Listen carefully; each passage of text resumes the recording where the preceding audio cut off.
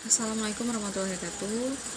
Perkenalkan, kami dari kelompok 1 yang akan membahas tentang laporan Project Based Learning yang berjudul Hubungan Tingkat Konsumsi Kopi, Kecemasan, dan Kualitas Tidur pada Mahasiswa di Universitas Bina Sarana Informatika.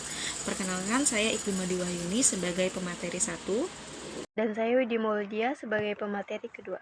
Baik, untuk latar belakangnya di sini sendiri adalah adanya tuntutan yang tidak dapat dipenuhi sepenuhnya dapat menimbulkan masalah psikologis seperti stres, demotivasi, dan depresi yang pada gilirannya dapat membuat mahasiswa cemas.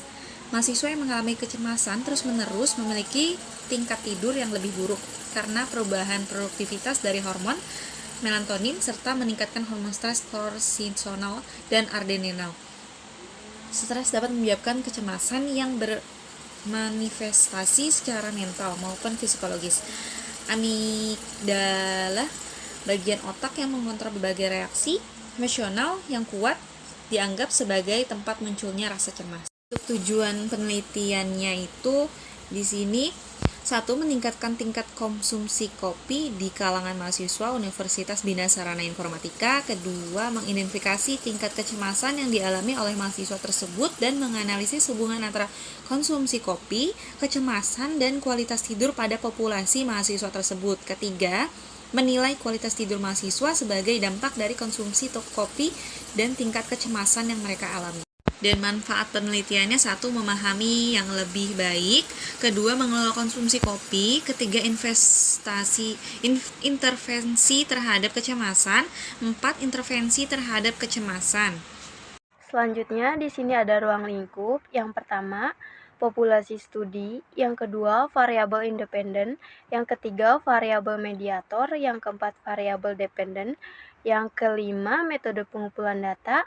Yang keenam, metode pengumpulan data. Yang ketujuh, kontrol variabel. Yang kedelapan, impletion. Selanjutnya di sini ada studi kasus. Tuntunan yang besar dari lingkungan sekitar terhadap mahasiswa dapat menimbulkan rasa cemas pada mahasiswa karena rasa takut tidak dapat memenuhi tuntunan tersebut. Kecemasan yang berkelanjutan ini juga dapat mempengaruhi kualitas tidur mahasiswa. Untuk menghindari hal tersebut, sebagian besar mahasiswa cenderung mengonsumsi kopi sehingga bisa kembali fokus dalam belajar beraktivitas. Tujuan dari penelitian ini sendiri adalah untuk melihat apakah ada hubungan antara konsumsi kopi dengan kualitas tidur dan kecemasan pada mahasiswa. Fakultas Manajemen Universitas Bina Sarana Informatika. Selanjutnya di sini ada analisis. Penelitian ini bersifat analitik dan memiliki desain cross-center, menggunakan sampel mahasiswa Fakultas Manajemen UBSI. Sampel yang diperoleh cukup besar dengan kriteria inklusi, yaitu Fakultas Manajemen UBSI bersedia menandatangani format cons dan mengkonsumsi kopi serta kriteria eksklusi, yaitu responden yang tidak dapat menyelesaikan survei. Kriteria eksklusi ini disesuaikan dengan tujuan dari penelitian dengan menggunakan pendekatan random sampling. Peserta dipilih secara acak dari seluruh fakultas manajemen UBSI, dilakukan pada 156 orang responden.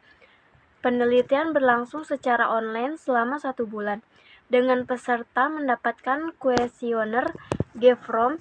Selain kuesioner, terdapat Pittsburgh Sleep Quality Index atau bisa disebut PSQI dan Zoom Sleep Rating and Sheet Scale atau bisa disebut JSAS, masing-masing digunakan untuk mengukur tingkat kecemasan dan kualitas tidur. Selanjutnya di sini ada hasil dan pembahasan.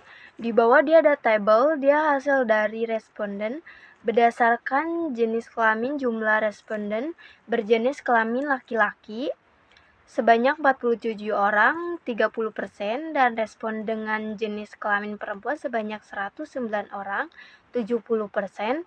Berdasarkan usia responden yang berusia 19 tahun sebanyak 65 orang, 42%. Berusia 20 tahun sebanyak 63 orang, 40%. Berusia 21 tahun sebanyak 18 orang, 12%. berusia 22 tahun sebanyak 4 orang, 3%, berusia 23 tahun sebanyak 3 orang, 1,5%, dan yang berusia 24 tahun sebanyak 3 orang. Berdasarkan data cross tabusional, diketahui bahwa 88 mahasiswa meminum kopi dalam jumlah rendah sebanyak 58 dengan jumlah persen 65,9% memiliki kecemasan normal, 27 mahasiswa atau setara dengan 30,7% kecemasan ringan. 2 mahasiswa sama dengan 2,3% kecemasan berat dan 1,1% dengan kecemasan ekstrim. Untuk responden yang tingkat konsumsi kopi sedang terdapat 37 orang atau sama dengan 5,44% yang memiliki kecemasan yang normal. 27 orang sama dengan 39,7% yang memiliki kecemasan ringan, 4 orang sama dengan 5,9% yang memiliki kecemasan yang cemas berat, dan 0 orang atau tidak ada sebanyak 0,% dengan kecemasan. Baik, untuk uji hipotesisnya menggunakan perhitungan uji statistik chi-square dapat didapatkan nilai p-value total sama dengan 0,283 bila dibandingkan dengan nilai p-value kurang dari 0,5, dapat diambil kesimpulan bahwa tidak terdapat hubungan yang bermakna antara konsumsi kopi dengan kecemasan mahasiswa Universitas Bina Sarana Informatika pada tahun 2024. Terdapat pada tabel berikut ini. Hipotesisnya menggunakan perhitungan uji chi-square didapatkan nilai p-value sama dengan 1 bila dibandingkan dengan p-value kurang dari 0,5. Dapat diambil kesimpulan bahwa tidak terdapat hubungan yang bermakna antara konsumsi kopi dengan kualitas tidur pada mahasiswa Universitas Bina Sarana Informatika. Temuan penelitian ini sesuai dengan value sama dengan 0,8 dengan penelitian yang dilakukan oleh Badiah et al. Pada tahun 2021, pola konsumsi kopi dan kualitas tidur mahasiswa di Fakultas Kedokteran Universitas Islam Bandung yang berkorelasi. Untuk kesimpulannya, berdasarkan temuan penelitian dari 156 responden mahasiswa Fakultas Ekonomi dan Bisnis Universitas Bina Sarana Informatika, tidak ada korelasi antara konsumsi kopi dengan tingkat kecemasan atau kualitas tidur seseorang. Kedepannya diharapkan dapat mengantisipasi melakukan lebih banyak studi tentang ukuran sampel yang lebih besar dan pendekatan yang lebih dapat dipercaya, seperti menanyakan jumlah kafein yang dikonsumsi dan mengantar. Untuk sarannya sendiri, 1. Ada studi longitudinal, 2. Penelitian kualitatif mendalam, 3. Inferensi dan pengujian, 4. Pembandingan dengan populasi lain, 5. Faktor-faktor kontekstual, 6. Penggunaan teknologi dan pola tidur, 7. Penelitian interdisipliner. Selanjutnya di sini ada soal. Sebuah penelitian dilakukan untuk menginvestigasi hubungan antara tingkat konsumsi kopi, tingkat kecemasan, dan kualitas tidur pada mahasiswa UBSI. Merupakan seorang peneliti yang bertanggung jawab untuk mengumpulkan dan menganalisis data dari 150 responden mahasiswa secara baik. Berikut adalah hasil dari penelitian. Yang pertama, dia ada konsumsi kopi. Untuk rendahnya dia ada di 50 responden. Untuk sedangnya itu dia ada di 70 responden dan untuk tingginya dia ada di 30 responden. Yang kedua, tingkat kecemasan. Tidak cemasnya dia ada di 40 responden dan cemas ringannya di 60 responden. Cemas sedangnya di 30 responden dan cemas berat 20 responden. Yang ketiga ada kualitas tidur.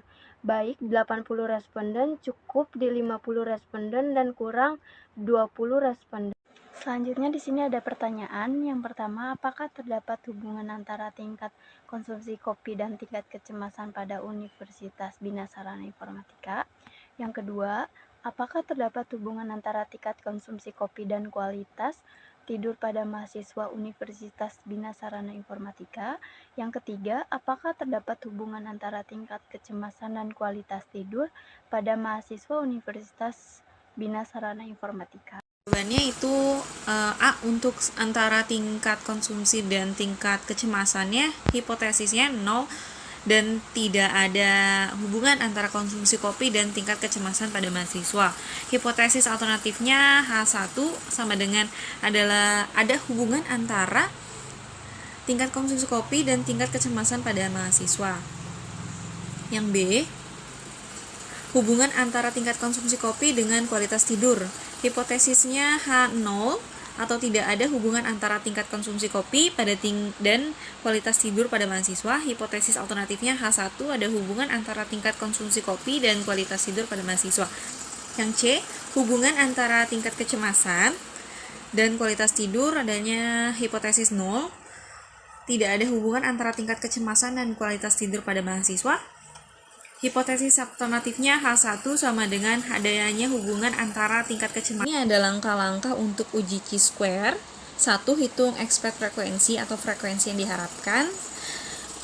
Expect frekuensi sama dengan total baris dikali total kolom dibagi total responden. Di sini contohnya 70 dikali 60 dibagi 150 hasilnya 28. Kedua, hitung chi-square atau X pangkat 2 di mana observasi frekuensi yang diamati dan ekspektasi frekuensi yang diharapkan. Yang ketiga, tentukan derajat kebebasan DF.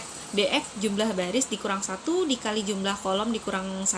Dalam kasus ini DF sama dengan 3 dikurang 1 dikali 4 dikurang 1 sama dengan 6. Untuk soal A dan B serta C DF sama dengan 4 dikurang 1 dikali 3 dikurang 1. Cukup sekian presentasi dari kami, kurang lebihnya kami mohon maaf. Wassalamualaikum warahmatullahi wabarakatuh.